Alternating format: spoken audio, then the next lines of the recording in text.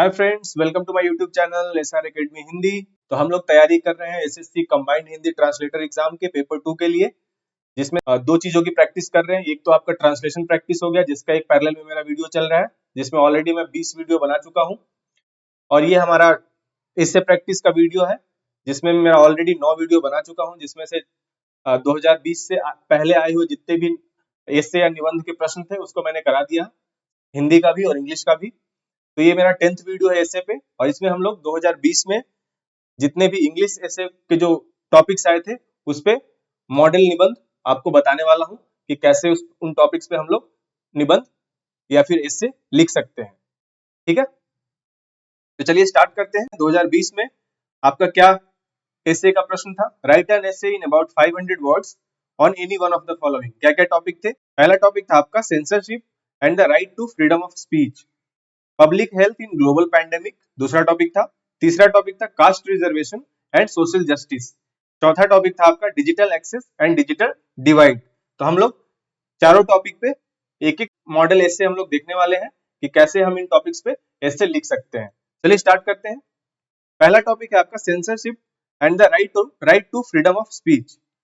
जैसा कि हमने बताया है कि कभी भी आप एस्से स्टार्ट करें तो उससे पहले एक फेमस कोई कोट जो उससे रिलेटेबल हो, टॉपिक से रिलेटेबल, उसको हम लोग यहाँ पे मेंशन करते चलते हैं। तो इसमें हमने क्या लिखा है? Without freedom of speech there is no true democracy. इसके बाद हम इंट्रोडक्शन स्टार्ट करते हैं। Freedom of speech is one of the most fundamental rights in any democratic society. It allows individuals to express their opinions, share ideas, and raise concerns without fear. In India, this right is guaranteed under Article 19(1)(a) of the Constitution, but it is not absolute. Censorship or the regulation of speech, media, and expression exists to prevent harm, but it also raises concern about the suppression of voices. तो हमने यहाँ पे बताया कि freedom of speech जो है one of the fundamental rights है किसी भी डेमोक्रेटिक सोसाइटी के लिए। इससे क्या होता है कि आप अपने ओपिनियंस को एक्सप्रेस कर सकते हैं, अपने आइडियाज फ्रीली शेयर कर सकते हैं, किसी भी कंसर्न को आप रेज कर सकते हैं किसी डर के बिना। और हमारे इंडिया में ये जो राइट है, राइट टू स्पीच, वो आर्टिकल 19(1)(a) में दिया गया है, बट ये एब्सोल्यूट नहीं है, इस पे कुछ रेस्ट्रिक्शंस भी हैं। बट ये जो रेस्ट्रिक्शंस हैं वो कभी कभी हमें ऐसा लगता है कि हमारी आवाज को दबाने के लिए बनाया गया है। ठीक है, तो वही उसी बात की चर्चा यहाँ पे की गई है। आगे चलते हैं। censorship is often justified in cases where speech can incite violence, spread misinformation, or harm national security. For example, hate speech, communal propaganda, and fake news can create unrest in a diverse country like India. The government imposes restrictions on media, films, books, and social platforms to maintain public order. The Central Board of Film Certification (CBFC) reviews movies before release to ensure that content does not hurt religious or social sentiments. Similarly, social media platforms remove content that promotes violence or misinformation. जो freedom of speech है उस पे censorship का justification क्या है कि कभी कभी इससे हिंसा फैल जाती है, मिस इन्फॉर्मेशन फैल जाता है, और कभी कभी ये नेशनल सिक्योरिटी के लिए भी खतरा होता है। जैसे कि एग्जांपल दिया गया है हेट स्पीच का, communal propaganda and fake news, जो कि हमारी इंडिया जैसे डाइवर्स कंट्री में एक तरह से अनरेस्ट फैला सकता है।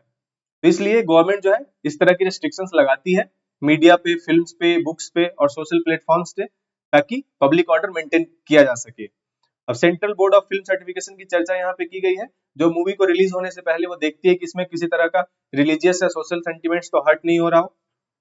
उसी तरह सोशल मीडिया प्लेटफॉर्म्स भी अपने कुछ कंटेंट को रिमूव करती है, जिससे कि वायलेंस फैलने का डर होता है या मिस इन्फॉर्मेशन फैलने का डर होता है।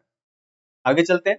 Censorship is also crucial in protecting children from inappropriate content. The internet, while a great source of knowledge, also exposes young minds to harmful material. Regulation helps filter content that may negatively influence society, such as explicit violence or obscene material. तो censorship इसलिए भी जरूरी है ताकि जो बच्चे हैं उनको इनअप्रोप्रिएट कंटेंट से बचाया जा सके। जैसा कि हम लोग जानते हैं इंटरनेट पे एक तरफ तो ग्रेट सोर्स ऑफ नॉलेज है, लेकिन जो हमारे यंग माइंड से जो युवा लोग हैं या फिर जो बच्चे हो गए उनको हार्मफुल मटेरियल के कांटेक्ट में भी ला देता है। इसलिए रेगुलेशन से हम लोग क्या कर सकते हैं, ऐसे कंटेंट को फिल्टर कर सकते हैं जो कि सोसाइटी को नेगेटिवली इन्फ्लुएंस करते हैं। आगे, while censorship serves a purpose, it should not become a tool for silencing criticism.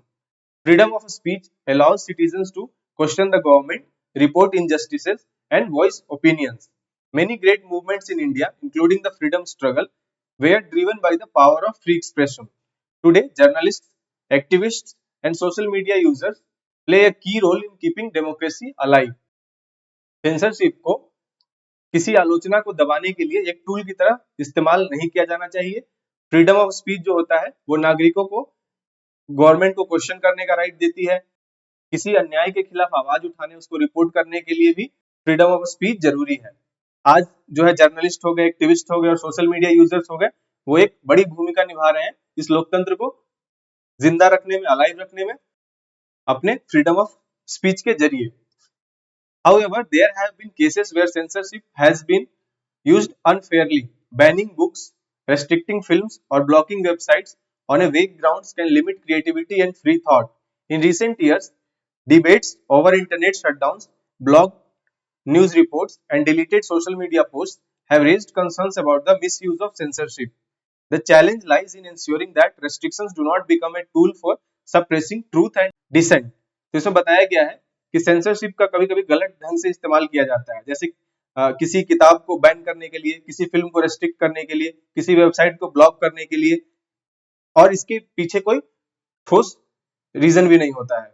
और इसमें उदाहरण दिया गया है कि कैसे हमारे यहाँ चर्चा होते रहते हैं कि इंटरनेट शटडाउन हो गया, किसी न्यूज रिपोर्ट को ब्लॉक कर दिया गया, कोई सोशल मीडिया पोस्ट कर दिया गया और उसके पीछे कोई ठोस कारण नहीं था। हो सकता है सरकार की नीतियों के खिलाफ लिखा गया कुछ, तो उसको डिलीट कर दिया गया। तो इस तरह हमारे सामने चैलेंज ये है कि इस तरह के जो रिस्ट्रिक्शंस हैं वो सच्चाई को दबाने के लिए एक टूल की तरह इस्तेमाल ना हो। A balance between censorship and free speech is necessary for a healthy democracy. Censorship should be used responsibly, focusing on preventing harm while allowing room for debate and discussion. At the same time, citizens must use their right to speech wisely, ensuring that their words do not promote hatred or falsehoods. तो हमें free speech और censorship के बीच में एक balance बना के चलना है ताकि हम एक हेल्दी डेमोक्रेसी मेंटेन कर सके। सेंसरशिप का भी इस्तेमाल रेस्पॉन्सिबली होना चाहिए और इसका इस्तेमाल जो नुकसान पहुंचाने वाली चीजें हैं उसको रेस्ट्रिक्ट करने के लिए होना चाहिए। उसके साथ साथ जो डिबेट और डिस्कशन है उसको भी अलाउ करना चाहिए। और सिटीजन्स को भी यहाँ बताया गया है कि राइट टू स्पीच को वाइजली इस्तेमाल करना है ताकि जो वो बोल रहे हैं, जो उनको अधिकार दिया गया, उसकी वजह से समाज में कोई नफरत ना फैले, कोई गलत इंफॉर्मेशन ना फैले। The role of independent bodies is crucial in regulating censorship without political influence. Courts, media organizations, and fact-checking agencies must ensure that censorship is not misused to suppress dissent or creativity. Moreover, digital literacy and responsible use of social media can help people differentiate between free speech and harmful content. तो इसमें independent bodies का क्या role हो सकता है वो बताया गया है। साथ ही साथ कोर्ट्स हो गए, मीडिया ऑर्गेनाइजेशन हो गया और फैक्ट चेकिंग एजेंसी जो हो गए, उनको ये देखना होगा कि सेंसरशिप का कहीं मिसयूज तो नहीं किया जा रहा है। साथ ही साथ डिजिटल लिटरेसी और responsible use of social media जो है वो हेल्प कर सकता है हमें डिफरेंशिएट करने में कि कौन सा कंटेंट हार्मफुल है और कौन सा कंटेंट जो है वो right to freedom of speech के तहत लिखा गया है। ठीक है। In conclusion, censorship and freedom of speech must coexist in a democratic society. While it is important to regulate content that threatens peace, it is equally essential to safeguard the right to express opinions. India's strength lies in its diverse voices, and protecting this freedom while ensuring responsibility is the key to a progressive and democratic future. तो इसमें बताया गया conclusion में कि censorship और freedom of speech दोनों को democratic society में कोएग्जिस्ट करना चाहिए। जहां तक कुछ कंटेंट को रेगुलेट करने की जरूरत है, वहीं इस बात का भी ध्यान देना जरूरी है कि जो राइट टू एक्सप्रेस ओपिनियंस है वो भी नागरिकों को मिल सके। तो ऐसा कहते हुए हमने 500 वर्ड्स में पहला ऐसे कंप्लीट कर लिया है।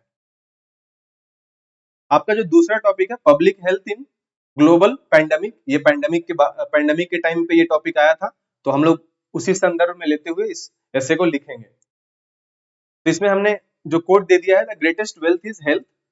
आपको अगर कोई और कोट इससे रिलेटेबल देना चाहें तो वो भी दे सकते हैं। उसके बाद लिखते हैं द कोविड-19 pandemic has been a defining event in recent history. highlighting the importance of public health system worldwide. Public health refers to the efforts made by governments, organizations, and communities to protect and improve the health of populations. During a global pandemic, the role of public health becomes even more crucial as it involves not only preventing the spread of the disease but also providing guidance on how individuals and communities can stay safe. तो इसमें बताया गया है कि कोविड-19 pandemic जब शुरू हुआ तो उसने हाईलाइट किया इंपॉर्टेंस को, पब्लिक हेल्थ सिस्टम के इंपॉर्टेंस को, और इसमें बताया गया है कि कोई भी ग्लोबल पैंडेमिक हो तो उस समय पब्लिक हेल्थ काफी इंपॉर्टेंट हो जाता है, काफी क्रूशियल हो जाता है। जैसा कि पैंडेमिक का जानते हैं कि स्प्रेड होने वाला डिजीज होता है, तो इसको पब्लिक हेल्थ के साथ साथ इसको स्प्रेड होने से भी हमें बचाना होता है। तो ऐसा हमने इंट्रोडक्शन में मेंशन किया है। In India, the pandemic showed both the strengths and weakness of the public health system, pushing the country to take several steps to improve its health infrastructure. The first priority in a pandemic is controlling the spread of the disease. In India, this means implementing measures like lockdowns, social distancing, and mask mandates.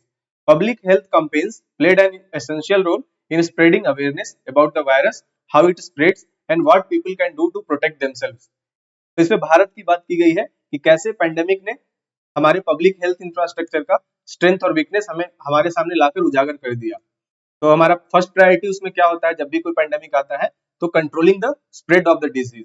तो India ने इसको कैसे implement किया, lockdown लगा के, social distancing measures को अपना के और मास्क वगैरह को मैंडेटरी करके। तो इसी बात की चर्चा इस पैराग्राफ में की गई है।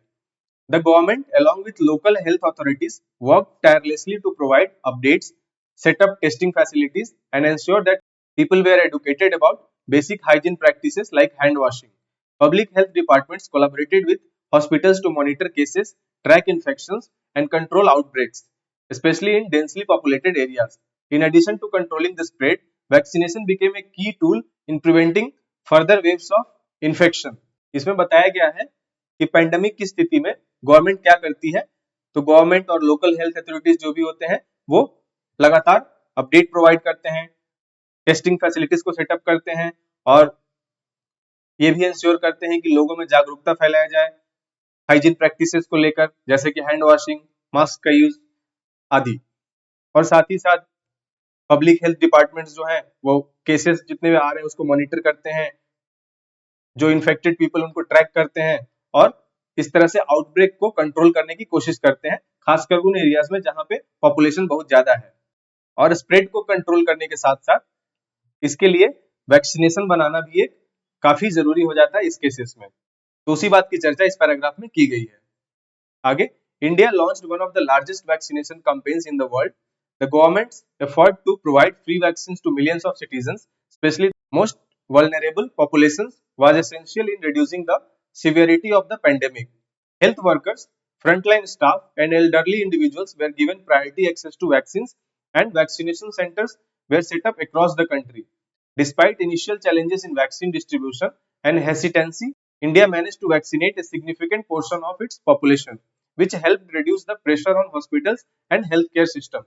इस पैराग्राफ में चर्चा की गई है कि कैसे इंडिया ने एक बहुत बड़े स्तर पर वैक्सीनेशन प्रोग्राम चलाया, जहां पे गवर्नमेंट का एफर्ट था कि जो इंडिया के मिलियंस ऑफ सिटीजन्स थे उनको फ्री वैक्सीन पहुंचाया जा सके ताकि कि पैंडेमिक के स्प्रेड को ज्यादा से ज्यादा रोका जा सके। तो पहले क्या हुआ कि कुछ इनिशियल चैलेंजेस आए, जैसे कि वैक्सीन का डिस्ट्रीब्यूशन में कुछ प्रॉब्लम आया, लोग हेसिटेट कर रहे थे वैक्सीन लगाने में। तो कैसे इंडिया ने इसको मैनेज किया, उसी की चर्चा यहाँ पे की गई है इस पैराग्राफ में। आगे, the pandemic also emphasized the weakness in India's public health infrastructure. At the height of the pandemic, hospitals across the country were overwhelmed with COVID-19 patients. There was a shortage of medical supplies, beds, oxygen, highlighting the need for more investment in healthcare. Rural areas in particular faced difficulties in accessing quality healthcare services. Public health system struggled with shortage of trained medical professionals, especially in remote regions. तो इसमें बताया गया है कि pandemic जब आया तो हमें इंडिया का जो पब्लिक हेल्थ इंफ्रास्ट्रक्चर था उसकी कमियां हमारे सामने खुलकर आई। तो जब कोविड का पूरा दौर चल रहा था तब हमारे हॉस्पिटल कम पड़ गए कोविड-19 पेशेंट्स के लिए, और बहुत सारे मेडिकल सप्लाईज का शॉर्टेज हो गया, बेड्स का शॉर्टेज हो गया, ऑक्सीजन सप्लाई का शॉर्टेज हो गया। तो इस तरह से ये हाईलाइट करता है कि हमें हेल्थ केयर पे और ज्यादा इन्वेस्टमेंट करने की जरूरत है, स्पेशली रूरल एरियाज में जहां पे हेल्थ केयर सर्विसेज को एक्सेस करना काफी डिफिकल्ट होता है। This crisis showed that the country needs long-term improvements in its healthcare system, including better equipment, more hospitals, and a stronger network for emergency response. Another significant challenge during the pandemic was addressing mental health. The isolation caused by lockdowns, the fear of illness, and the economic impact of the pandemic took a toll on people's mental well-being. तो इस crisis में हमें और क्या-क्या देखने को मिला?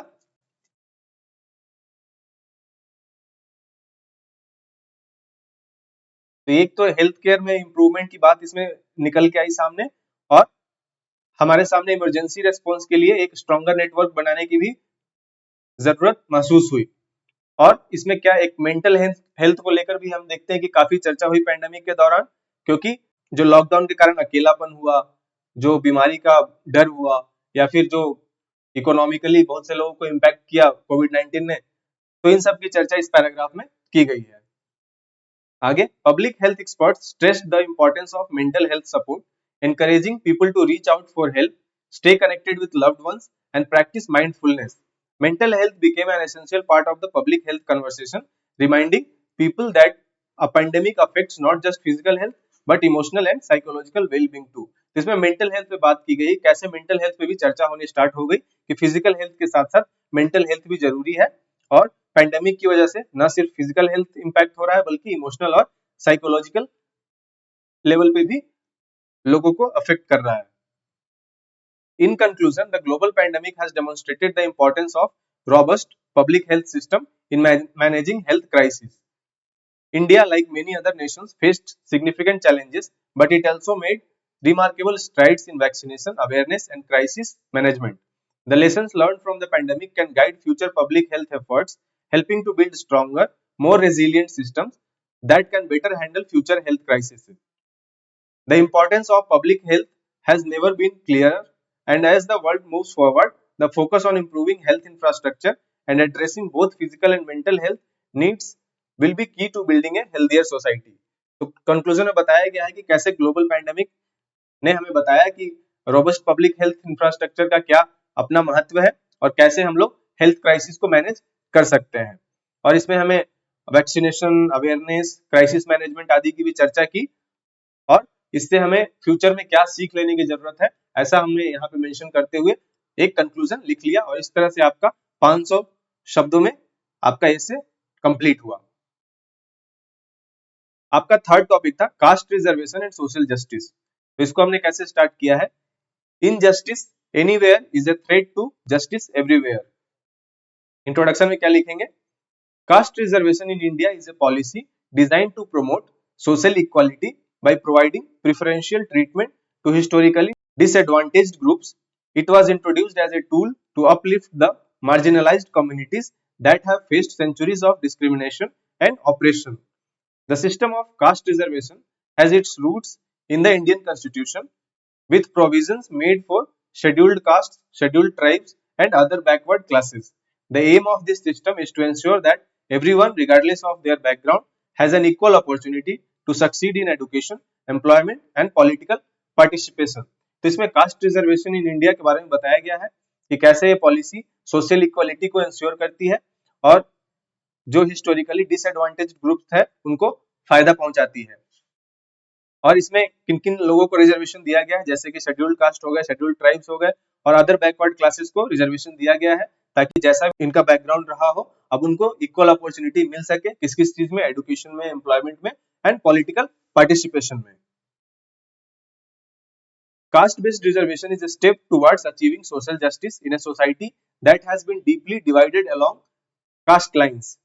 For centuries, people from the lower caste, especially the SCs and STs, have faced untold hardships, social exclusions, and economic inequality. Reservation in education and employment was introduced as a way to give these communities better access to resources and opportunities. It is intended to level the playing field for those who have been historically denied basic rights and opportunities. तो जिन लोगों को सदियों से दबा के रखा गया था, जिन्हें शिक्षा और बुनियादी चीजों तक पहुंच नहीं मिली थी, जिन उन लोगों के लिए ये रिजर्वेशन सिस्टम बनाया गया है ताकि हमारे भारत में सोशल जस्टिस को इंश्योर किया जा सके। उसी बात की चर्चा इस पैराग्राफ में की गई है। In the field of education, Reservation help students from disadvantaged communities gain access to better schools, colleges, and universities. It ensures that they have a chance to compete on more equal terms with students from higher caste who may have had better resources and support throughout their lives. The reservation policy has helped many talented students from these communities to pursue higher education and secure jobs in both government and private sectors. तो इसमें education में reservation का क्या importance रहा है उसके बारे में बताया गया है। SC, ST, OBC इन सब डिसएडवांटेज्ड कम्युनिटीज के जो छात्र थे उनको अच्छे स्कूलों में एडमिशन मिल सका, अच्छे यूनिवर्सिटी में एडमिशन मिल सका, जिससे वे उनको कम सपोर्ट मिला हिस्टोरिकली, फिर भी वो जो हायर कास्ट के जो छात्र थे उनके साथ compete कर सके और एक अपना बेहतर भविष्य सुनिश्चित कर सके। तो उसी बात की चर्चा इस पैराग्राफ में की गई है। Reservation also plays a role in ensuring representation in political bodies. It ensures that the voices of the marginalized communities are heard in the decision-making process. By providing reservation in the Lok Sabha, Rajya Sabha, and the state assemblies, the government ensures that the interests of SC, STs, and OBC are adequately represented. This political representation is essential for pushing for laws and policies that promote the welfare of these communities. तो राजनीति में भी हम देखते हैं कि इस तरह का रिजर्वेशन दिया गया है ताकि जो SC, ST और OBC समुदाय के जो लोग हैं उनके भी हितों की रक्षा हो सके। तो उसी बात की चर्चा यहाँ पे की गई है इस पैराग्राफ में। However, the caste reservation system is not without its critics. Some argue that reservation leads to reverse discrimination and undermines merit-based selection. They believe that resources should be allocated based on need and ability rather than caste. This view is particularly prominent in urban areas where there is a perception that the benefits of reservation often do not reach the most needy in rural communities. Others argue that the system has been misused, with certain individuals from wealthier or more educated sections of the reserved categories taking advantage of the reservation to gain positions they might not deserve. तो इसमें बताया गया है कि caste reservation system की किन किन बातों पे आलोचना होती है उसके बारे में यहाँ पे चर्चा की गई है। कुछ लोगों का कहना है कि जो रिसोर्सेस है उसको नीड और एबिलिटी के बेसिस पे एलोकेट होना चाहिए, ना कि कास्ट के बेसिस पे। कुछ लोगों का कहना है कि इसका मिसयूज भी हो रहा है समाज में। कुछ वेल्दी और रिच लोग भी जिनको इसकी जरूरत नहीं है वो भी इसका गलत फायदा उठा रहे हैं। तो इसी बात की चर्चा इस पैराग्राफ में की गई है। Another challenge is the creamy layer phenomenon, where economically well-off members of OBC communities benefit from reservation policies, leaving the poorest members of these communities still disadvantaged. Critics argue that this practice dilutes the effectiveness of the reservation system and leaves the truly marginalized behind. तो इसमें जो creamy layer का concept होता है OBC community में उसके बारे में बताया गया है कि कैसे इस पॉलिसी के तहत कई लोग जिनकी इकोनॉमिक सिचुएशन काफी अच्छी होती है वो भी इसका फायदा उठाते हैं, जिससे इस रिजर्वेशन का जो फायदा जिन लोगों को मिलना चाहिए, जिनके पास रिसोर्सेज की कमी है, उन तक ये फायदा नहीं पहुंच पाता। In conclusion, caste reservation remains a complex and controversial issue in India. While it undoubtedly contributed to social justice by providing opportunities to historically disadvantaged communities, it has also led to debates about fairness, merit, and the equitable distribution of resources. As India continues to evolve, it is essential that the reservation system be regularly reviewed and adjusted to ensure that it meets the needs of those it is meant to help, while also addressing concerns related to merit and misuse. A balanced approach can help ensure that caste reservation continues to be a tool for social justice and equality. इसमें बताया गया है कि caste reservation हमेशा से complex और controversial topic रहा है इंडिया में और सोशल जस्टिस के लिए रिजर्वेशन जरूरी है, लेकिन इसको समय समय पर रिव्यू करते रहना चाहिए और इसमें जो भी जरूरी चीजें चेंजेस होने चाहिए उसको करने पे ध्यान देना चाहिए ताकि रिजर्वेशन का जो बेनिफिट है उन्हीं समुदाय को मिल सके जो जिनको इसकी सबसे ज्यादा जरूरत है। तो ऐसा करते हुए हमने यहाँ पे कंक्लूजन लिख लिया है और इस तरह आपका 500 वर्ड्स में इससे आपका कंप्लीट होता है। आपका चौथा टॉपिक था digital access and digital divide. इसमें हमने कोड कौन सा यूज किया है, the internet is becoming the town square for the global village of tomorrow. तो इसके साथ हम लोग इस हिस्से को स्टार्ट करेंगे और इसका इंट्रोडक्शन कैसे लिखेंगे आइए देख लेते हैं। In today's world access to digital technology has become an essential part of life. The internet has transformed how we communicate, work, learn, and entertain ourselves. However, while digital technology has brought about numerous benefits, it has also created a digital divide, which refers to the gap between those who have access to modern technology and those who do not. This divide is not just about having access to the internet, but also about the quality of that access, the skills to use technology effectively and the resources available to make the most of digital tools. जैसा कि हम लोग जानते हैं कि आजकल internet और digital skill कितना इंपॉर्टेंट हो गया है, लेकिन आज भी हम लोग देखते हैं कि सबके पास है टेक्नोलॉजी, चाहे वो इंटरनेट हो या उस तरह का डिजिटल स्किल हो, सबके पास अवेलेबल नहीं है। तो इन दोनों के बीच में जो गैप है उसी को डिजिटल डिवाइड बोला जाता है, और उसी के साथ इंट्रोडक्शन यहाँ पे इस ऐसे का स्टार्ट किया गया है। In India, the issue of digital access is particularly significant. While urban areas are rapidly adopting digital technologies, rural areas still face many challenges. A significant portion of the Indian population lives in rural regions where access to basic infrastructure like electricity, internet connections, and modern devices is limited. According to a report, nearly 60% of rural India still lacks internet access, which makes it difficult for these communities to participate in the digital world. Even when there is internet access, it is often slow or unreliable, further exacerbating the divide.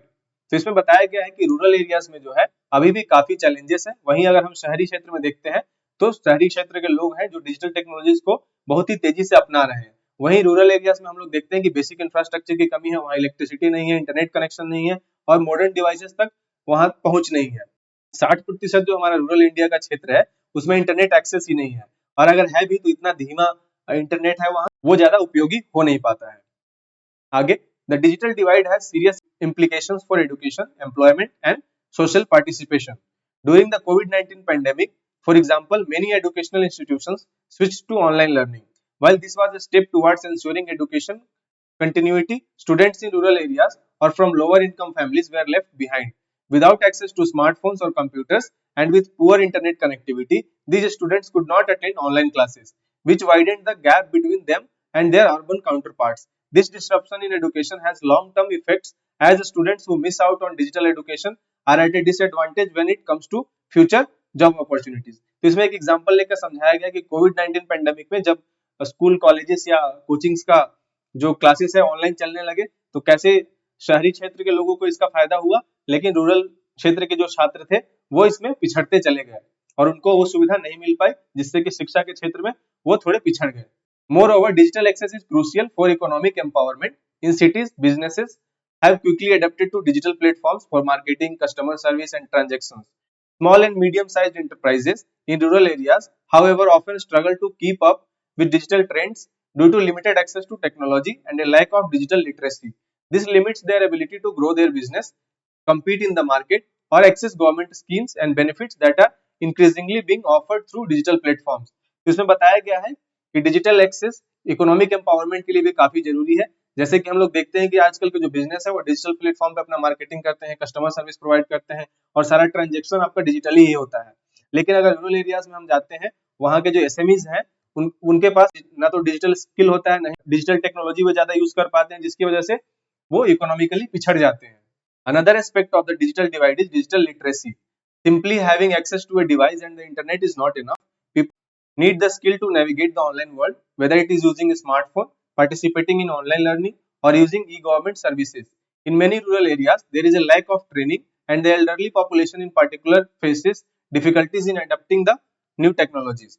Government initiatives such as Digital India aim to address these gaps by providing training programs and promoting internet access in underserved areas. इसमें digital literacy की बात की गई है। Digital literacy में सिर्फ इसमें ये नहीं होता है कि आपने इंटरनेट प्रोवाइड करा दिया, आपने स्मार्टफोन दे दिया, बल्कि आप लोगों को ये स्किल सिखाएं कि कैसे आपको नेविगेट करना है ऑनलाइन वर्ल्ड में, कैसे आपको स्मार्टफोन यूज करना है, ऑनलाइन लर्निंग का आप कैसे फायदा उठा सकते हैं, उसमें कैसे पार्टिसिपेट कर सकते हैं, ई गवर्नमेंट की जो सर्विसेज हैं जो आपके स्मार्टफोन के थ्रू अवेलेबल है उसको आप फायदा कैसे उठा सकते हैं। तो इस तरह की ट्रेनिंग जो है वो खासकर रूरल एरियाज में दी जानी चाहिए, और खासकर जो एल्डरली पॉपुलेशन है जो कि उनको टेक्नोलॉजी से वो काफी दूर है, उन तक भी इस तरह के स्किल ट्रेनिंग के माध्यम से पहुंचाने जाने चाहिए। और जैसे कि गवर्नमेंट इनिशिएटिव डिजिटल इंडिया की चर्चा की गई है, कैसे ये डिजिटल डिवाइड का जो गैप है उसको भरने की कोशिश कर रहे हैं। In conclusion, while digital access have revolutionized the way we live, work and learn, the digital divide remains a significant challenge. In India, the gap between the urban and rural populations in terms of internet access, digital skills, and technology infrastructure needs to be addressed. Bridging the divide is not just about providing access to technology, but also ensuring that people are equipped with the skills and resources to use it effectively. As India continues to grow and modernize, ensuring equal digital access for all will be key to fostering inclusive development, ensuring no one is left behind in the digital age. तो conclusion में बताया गया है कि digital access ने हमारे day to day life में कितना ज्यादा क्रांतिकारी बदलाव लाया है, और इसलिए हमें जो अर्बन और रूरल पॉपुलेशन के बीच में जो डिजिटल डिवाइड, जो गैप हो गया है, उसको हमें किस तरह से भरने की जरूरत है, by providing them internet access, digital skills and technology infrastructure. इस गैप को भरने का ये मतलब नहीं है कि हम सिर्फ उन्हें टेक्नोलॉजी तक पहुंच प्रदान करें, बल्कि हम उन्हें डिजिटली लिटरेट भी बनाएं। और लास्ट में बताया गया है कि जैसे जैसे इंडिया जो है ग्रो कर रहा है, मॉडर्नाइज हो रहा है, वैसे वैसे हमें इंश्योर करना चाहिए कि सबको इक्वल डिजिटल एक्सेस मिल सके, जिससे कि हमारे समाज में इंक्लूसिव डेवलपमेंट हो और कोई भी इसमें पीछे ना रह जाए इस डिजिटल एज में। तो ऐसा कहते हुए हमने कंक्लूजन लिखा, और इस तरह आपका 500 वर्ड्स में ये ऐसे आपका कंप्लीट होता है। तो 2020 में जो आपके 4 टॉपिक आए थे, उस पे हमने मॉडल निबंध देख लिया। इससे आपको आइडिया लग गया होगा कि इस तरह के अगर आपको टॉपिक आते हैं तो आप उस टॉपिक पे कैसे ऐसे लिख सकते हैं। तो अब आपके लिए एक टॉपिक दे रहा हूं जिस पे आप ऐसे लिखेंगे और खुद से प्रैक्टिस करेंगे ऐसे राइटिंग। तो आपका आज का जो टॉपिक है, the role of technology in education, तो इस टॉपिक पे आप खुद से ऐसे लिख के प्रैक्टिस करेंगे। तो उम्मीद है ये वीडियो आप लोगों के लिए हेल्पफुल रहा होगा। अगर आपको वीडियो यूजफुल लगा तो वीडियो को लाइक कीजिए, शेयर कीजिए और चैनल को जरूर से जरूर सब्सक्राइब कर लीजिए। तो थैंक यू सो मच। जय हिंद।